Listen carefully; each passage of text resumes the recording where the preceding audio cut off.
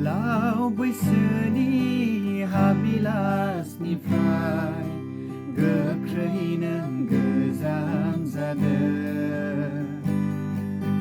जोहोलाव बैसोनि हाबिलासनिफ्राय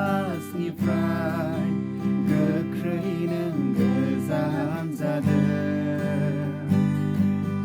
अननाय फोथायनाय आरो गोजोननाय, अननाय फोथायनाय आरो गोजोननाय गोरबोआव बोजबनानै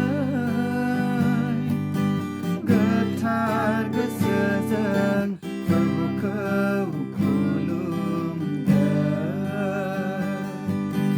गोथार गोसोजों प्रभुखौ खुलुमदों।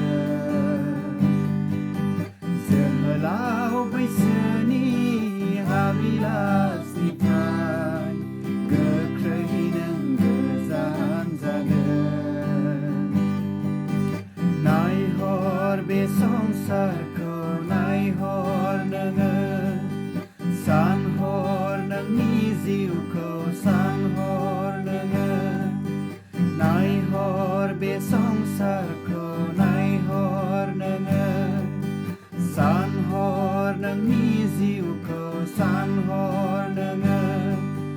सम थानायावनो प्रभु जिसुखौ गोसोखांदो।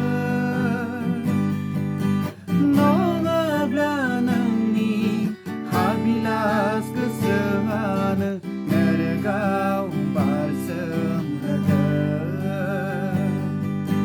नङाब्ला नोंनि हाबिलास